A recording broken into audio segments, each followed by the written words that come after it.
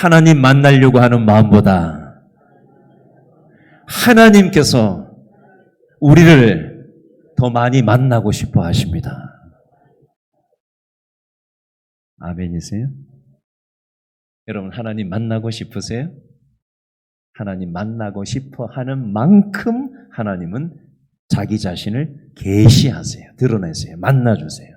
하나님을 찾는 자에게 어떤 마음의 정도로 찾느냐 여하에 따라서 하나님은 말씀의 문을 열어주시고 기도의 문을 열어주시고 하나님의 음성을 들려주시는 법입니다. 하나님의 법칙이에요.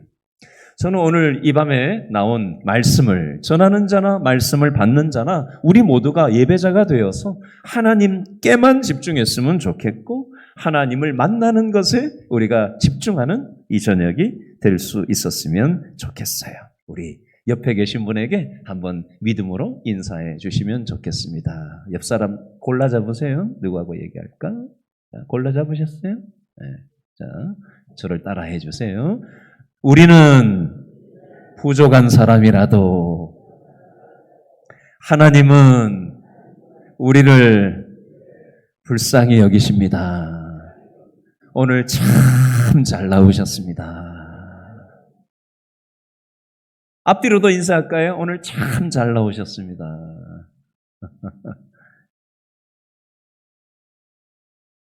어느 교회 해외 단기 선교팀이 태국에 가서 단기 선교 사역을 하고 나가지고 태국의 수도가 방콕이잖아요.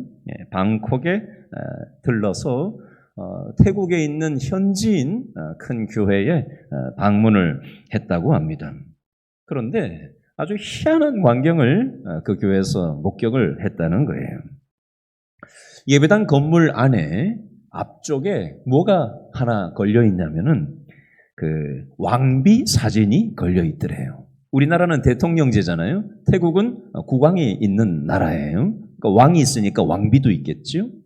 왕이 아주 신성시되는 그런 나라가 아직 태국이라는 나라예요.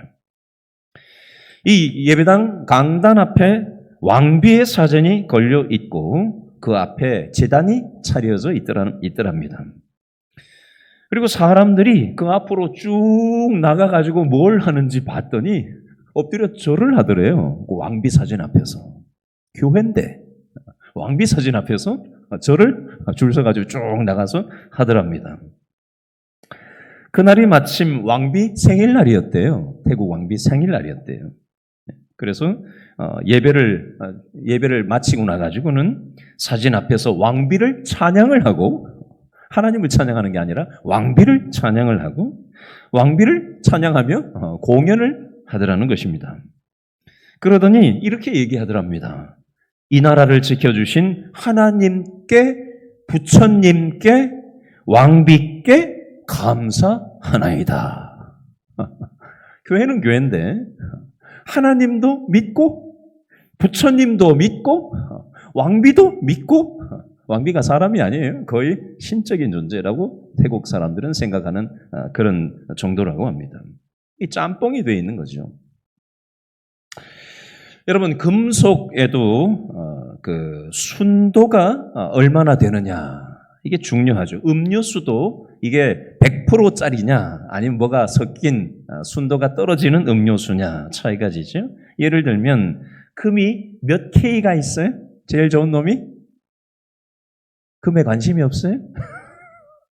24K가 순도가 제일 좋은 놈이잖아. 그죠? 근데 불순물이 섞인 놈이 있으면은 18K로 떨어지고 또 불순물이 더 많이 섞이면은 14K로 떨어지고, 그죠? 불순물이 섞인 정도에 따라서 이 금의 순도가 차이가 지는 거죠. 마찬가지. 신앙의 순도도 이게 불순물이 섞이면은 신앙의 순도도 이게 순도가 떨어질 수 있어요. 자, 이 태국 사람들이 하나님을 믿는다 하면서도 부처님도 믿고 왕비도 믿는 이 불순물이 신앙에 있어서 불순물이 섞인 거죠. 부처도 믿고 왕비도 믿고. 그렇죠?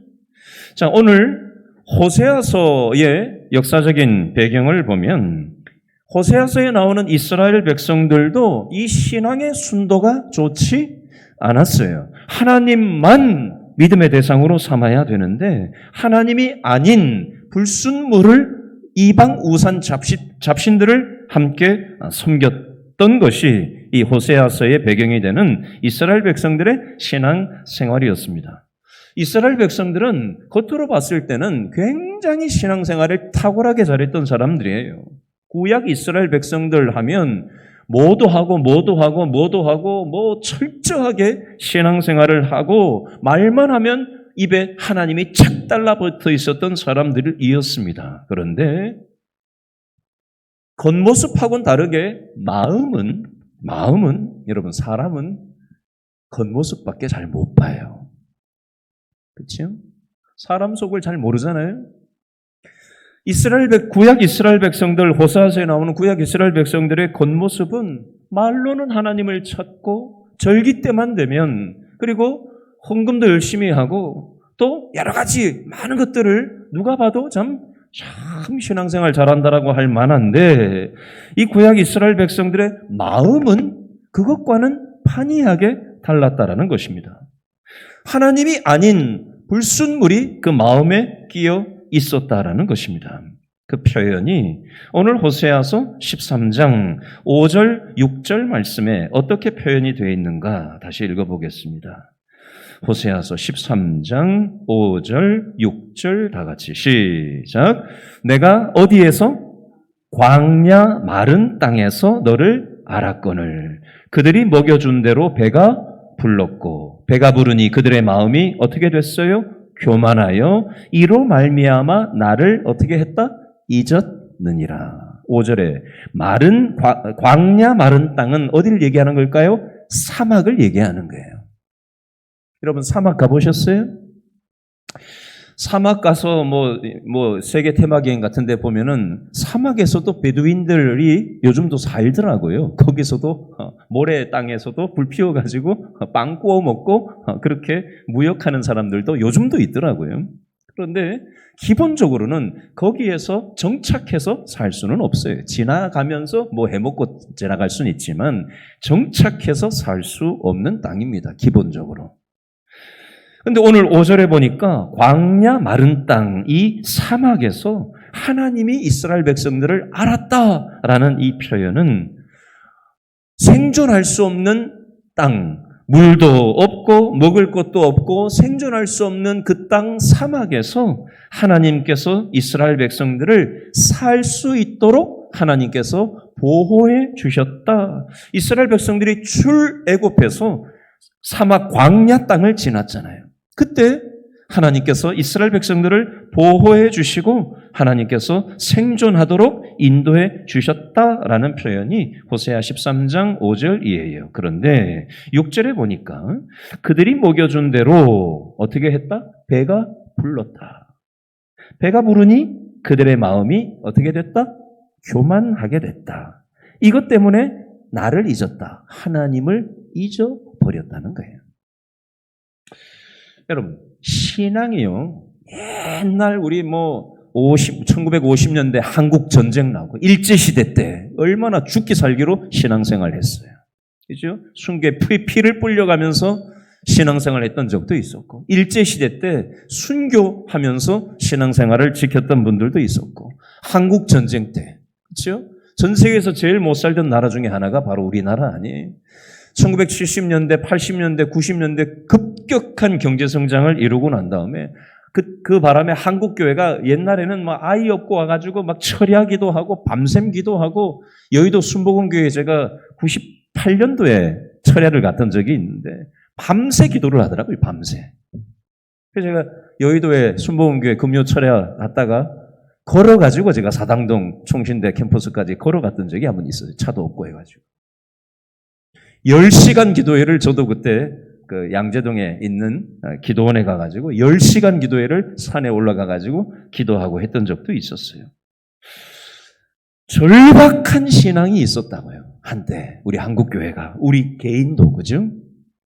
그런데 80년대, 90년대, 2000년대, 2010년대, 2020년대를 넘어오면서 한국 사회가 얼마나 급속한 경제 발전을 이뤘어요. 세계 선진국 대열에 이제 올라가면서 이제는 교회 안에도 돈이 많이 들어오고, 그렇죠?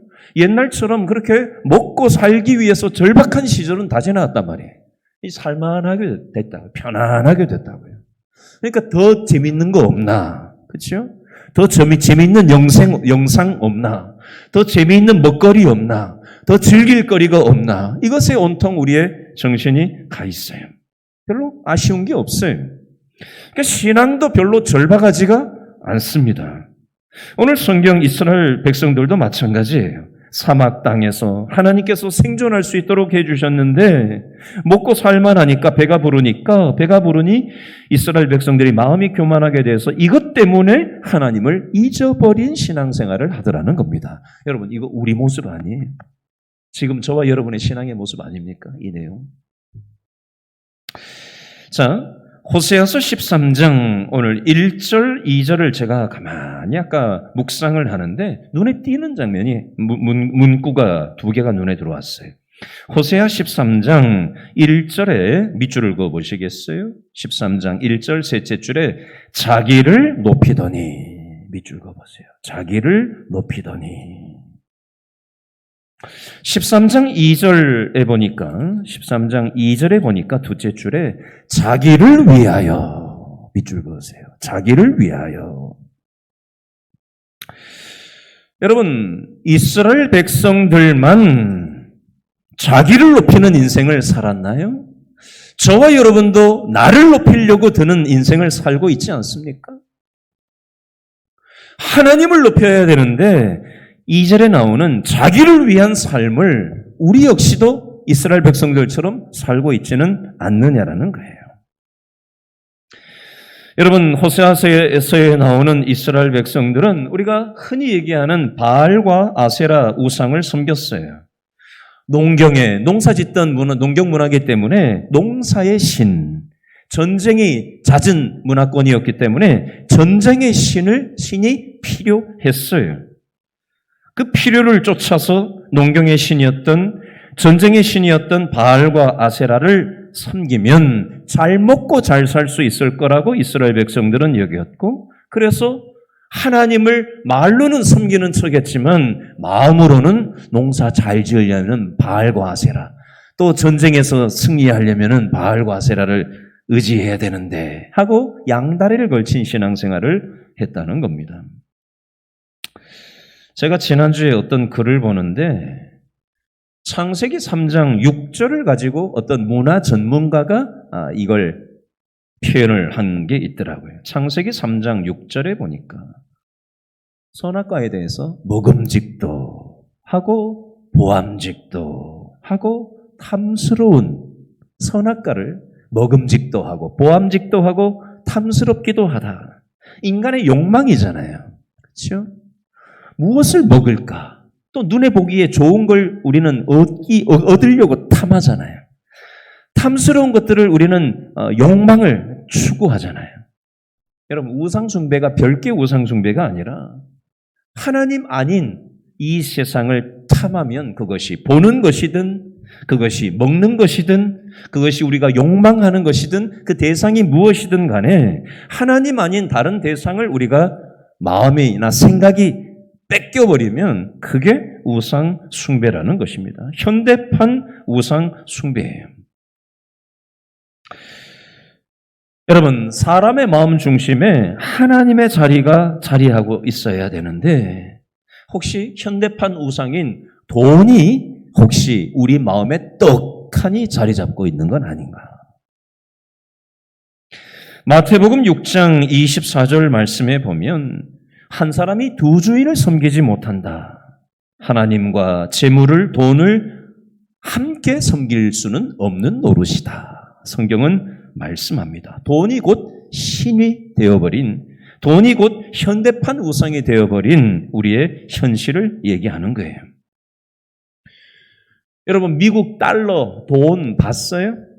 1달러? 달러에 보면 영어로 그 돈에 영어 달러에 뭐라고 써 있냐면 In God we trust라고 써 있어요. 영어로. In God we trust. 무슨 뜻이냐면요. 우리는 하나님을 믿노라.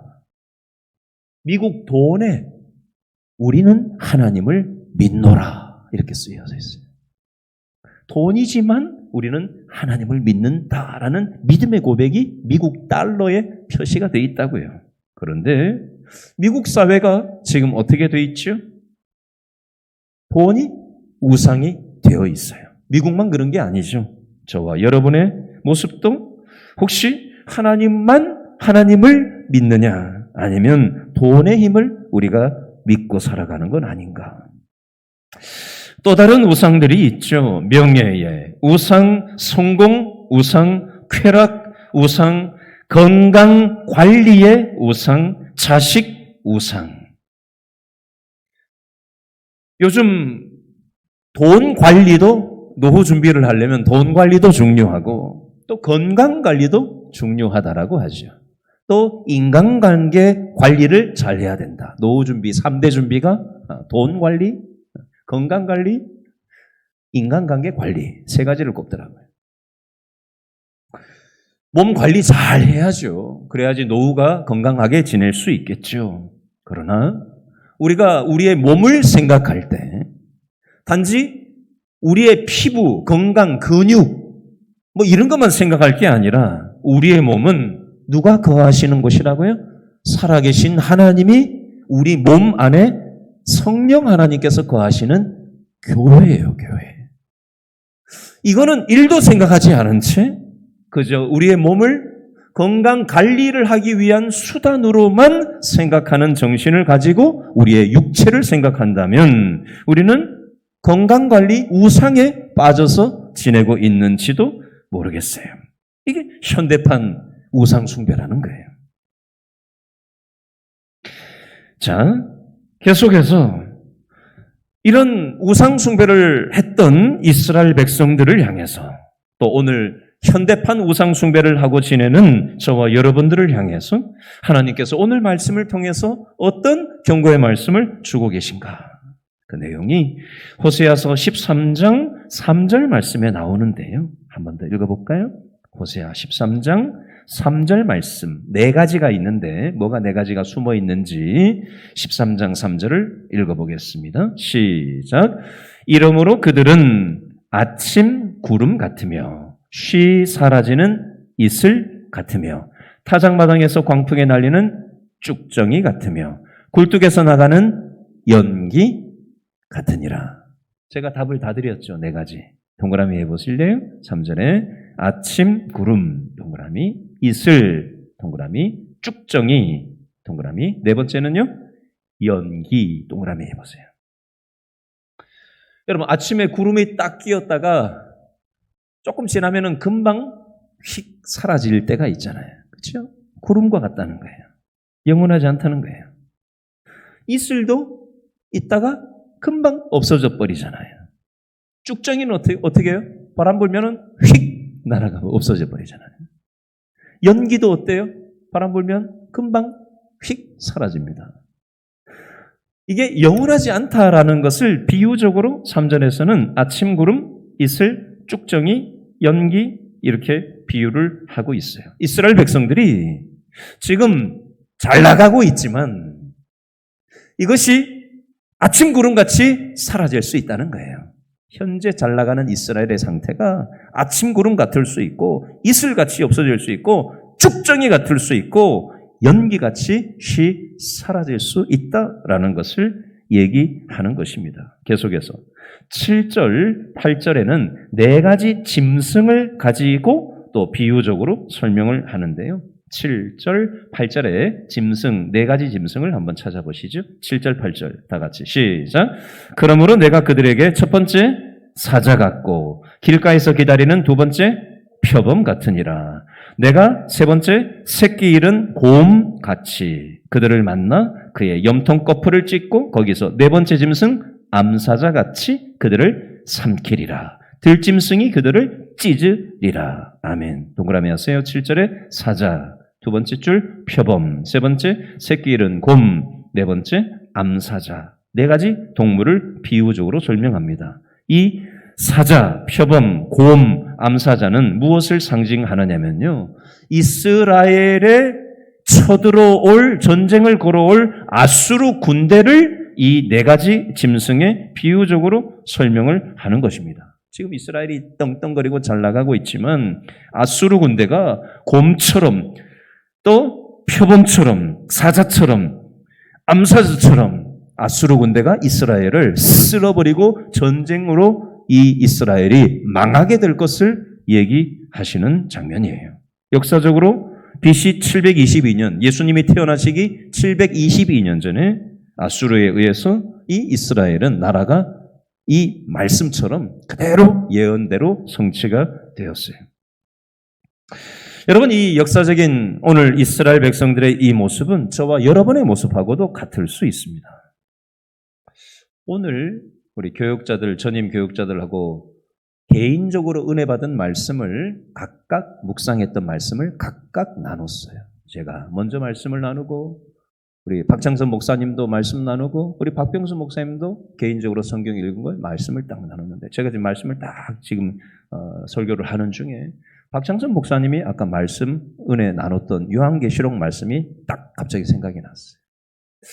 그 편에 보면 영어 성경으로 제가 그 말씀 우리 목사님 얘기할 때 가만 딱 단어를 딱 찾아봤더니 길을 잃었다라는 표현이 나왔어요.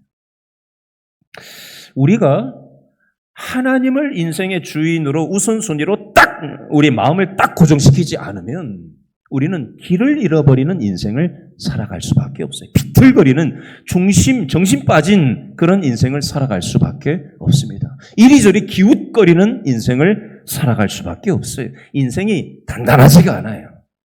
무엇만 터지면은 이리 비틀 저리 비틀 이리 비청 저리 비청 비틀대면서 중심이 잡히지 않은 인생을 살아갈 수밖에 없다라는 것입니다. 현대판 우상에 빠진 저와 여러분의 인생도 비틀거리는 인생이 될 수밖에 없다라는 겁니다. 이스라엘 백성들은 아수르에 의해서 멸망을 했지만 여러분 나라를 잃는 것만 멸망이 아니에요. 하나님과 연결되지 않은 상태가 바로 영적인 멸망 상태예요. 하나님과 연결되어 있지 않으면 우리의 정신 빠진 삶을 살게 돼 있어요. 이 세상에 영향받게 돼 있습니다. 우리의 마음이 스트레스로 가득 들어차게 돼 있어요. 평안함을 잃어버려요. 생기 넘치는 완전한 기쁨을 잃어버립니다. 그게 영적인 멸망 상태예요. 나라가 망해야만 멸망되는 게 아니에요. 하나님과 연결되지 않는 순간 우리의 영혼은 비참하게 되는 겁니다. 천국은 갈 수 있어요. 그러나 벌거벗은 구원을 받는 겁니다. 혹시 우리의 모습이 현대판 우상을 섬기느라 세상의 마음이 뺏겨서 혹시 우리가 평안을 잃어버리고 기쁨도 잃어버리고 감사할 줄도 모르고 혹시 그렇게 불만족에 쩔어서 혹시 살아가고 있는 건 아닌가? 한번 돌아보았으면 좋겠어요. 마지막 세 번째 원리를 좀 정리하겠습니다. 제가 어제 일이 있어서 연세대학을 갔다가 학교를 쭉 돌아보는데 제일 중심 심장부에 성경 구절이 딱 보이더라고요. 진리가 너희를 자유케 하리라. 요한복음 8장 32절. 진리가 너희를 자유케 하리라. 오늘 새벽에 묵상하고 기도를 하는데 어제 봤던 이 성경 말씀이 그 학교에서 봤던 성경 말씀이 딱 생각이 났어요. 그래서 제가 이렇게 기도했어요. 하나님, 우리 길신교회 성도들이 저를 포함해서 우리 길신교회 성도들이 하나님의 진리를 바로 알고 깨닫고 세상에 휘둘리는 인생이 아니라 하나님 안에서 참된 자유를 경험하고 영적 자유를 경험하고 그 기쁨 속에서 또 이것을 알지 못하는 이웃들에게 그 기쁨을 흘려보내면서 살아가는 그런 신앙의 그런 풍성한 삶이 있었으면 좋겠습니다. 네? 그렇게 오늘 새벽에 기도했어요. 요한복음 14장 6절에 보니까 내가 곧 길이요 진리요 생명이니 나로 말미암지 않고는 아버지께로 올 자가 없느니라. 사도행전 4장 12절에 보니까 다른 이로서는 구원을 받을 수 없나니 천하 사람 중에 구원을 받을 만한 다른 이름을 우리에게 주신 일이 없음이라 하였더라. 예수님만이 우리의 인생에 참된 길이라는 사실을 우리가 기억했으면 좋겠어요. 두 가지 간단한 얘기를 하고 오늘 말씀을 맺겠습니다. 저를 한번 따라해 주시기 바랍니다. 하나님 제일주의. 두 번째는요, 따라합니다. 말씀 제일주의. 요거 간단히 정리할 거예요. 자, 우리가 하나님 제일주의로 살아가야 되는데 근거 구절이 사무엘상 2장 30절에 보면 나를 존중히 여기는 자를 내가 존중히 여기고 나를 멸시하는 자를 내가 경멸하리라. 무슨 뜻이죠? 하나님께 최우선순위의 생각과 마음의 자세와 우리의 삶을 올리면 하나님께서 우리를 붙잡아 주신다는 얘기예요. 간단히. 근데 하나님을 최우선순위로 두지 않으면 하나님이 그냥 내버려 두지 않으시겠다는 말씀이에요. 하나님을 최우선순위로 둔다라는 건 예배를 얘기하는 겁니다. 이 예배의 정신이 우리의 주일 예배, 수요 예배, 금요 예배, 새벽 예배, 이 공적인 예배도 예배지만 또 다른 예배가 있죠. 이 예배의 정신을 가지고 하나님이 내 인생의 최우선순위다라는 정신을 가지고 직장 생활을 하고 가정 생활을 하고 그렇게 예배의 정신을 가지고 우리가 일상 예배를 드릴 때 하나님께서 그것을 기뻐하신다는 겁니다. 두 번째, 다시 한번 따라 하시죠. 말씀 제일주의. 오늘 새벽 본문이 신명기 27장이었는데요. 3절하고 8절 말씀에 보면 율법을 돌에 새기라는 표현이 신명기 27장 오늘 새벽 본문 3절과 8절에 반복해서 나와요. 왜요? 왜 율법의 말씀을 돌에 새기라고 하나님이 명령하셨을까요? 돌에다가 글자를 새기면 지워져요? 안 지워져요? 잘 안 지워져요. 지워지지 않는 곳에 하나님의 말씀 율법을 새겨 넣으라고 한 것은 하나님의 말씀을 보고 잊지 말라는 걸 얘기하는 거예요. 여러분, 아무리 돌에 율법을 새겨 놓으면 그거 뭐 할 거예요? 돌을 갖고 다닐 수는 없잖아요. 그렇죠? 그러면 우리는 어떻게 해야 되죠? 말씀을 어디다가 새겨야 돼요? 저를 따라합니다. 말씀을 내 마음판에 새겨야 됩니다. 무슨 일이 있으면 말씀이 딱 생각이 나야 돼요. 그게 말씀을 마음판에 새긴 상태예요. 무슨 일이 생겼는데 이거 인간적으로 어떻게 해결할까? 이거 돈으로 되나 안 되나? 이거 누구 찾아가야 되나? 이러고 있으면 이건 말씀을 마음판에 새긴 상태가 아니에요. 말씀 제일주의가 아니에요. 현대판 우상인 사람 찾고 돈 찾고 인간적으로 인맥동원해서 문제를 해결하려고 하는 현대판 우상을 섬기는 태도예요. 여러분, 이스라엘 백성들이 가나안 땅에 들어간다고 저절로 복이 떨어지는 게 아니에요. 우리로 치면 교회 다닌다고 자동적으로 복이 그냥 막 떨어지는 게 아닙니다. 우리의 삶의 어떤 정황 속에서 하나님이 기뻐하시는 그 말씀의 정신대로 우리가 말씀 제일주의로 하나님 제일주의로 선택하고 말씀대로 순종할 때 하나님의 복이 그 인생 가운데 임하는 것입니다. 저는 저와 여러분이 이런 복을 말씀을 순종함으로 경험하고 살아갈 수 있었으면 좋겠어요. 짧은 예화 하나 하고 말씀 맺겠습니다. 미국의 실업인 중에 아더 미다스라는 장로님이 계신데요.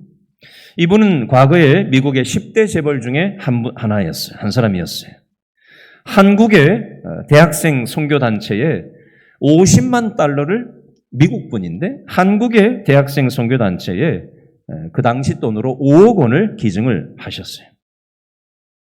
그리고 선교단체 재단 설립을 위해서 7천억을 기부를 했어요.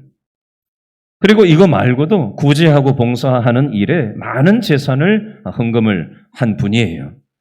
기자가 이분의 성공 비결을 물었더니 이분이 웃으면서 이렇게 대답했다고 합니다. 글쎄요, 제가 남보다 머리가 더 특별히 좋은 것도 아니고 더 많이 노력하는 것도 별로 없습니다. 그런데 저한테는 생활 철학이 있습니다. 그게 어떤 겁니까? 그랬더니 첫 번째, 주일 성수. 두 번째, 온전한 11조.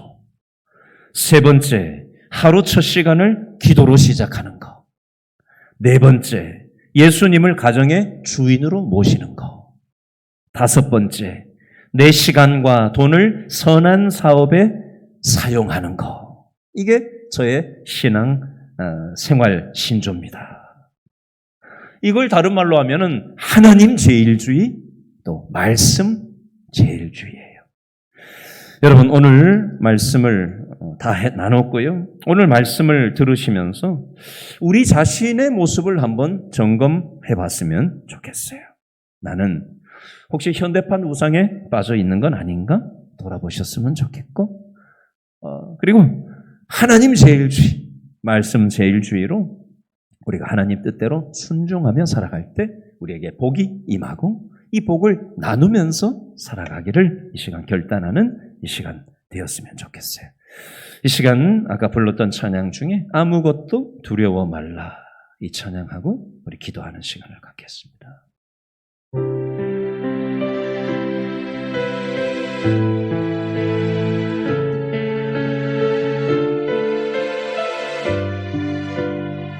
아무것도 두려워 말라, 아무것도 두려워 말라. 주 나의 하나님이 지켜주시네.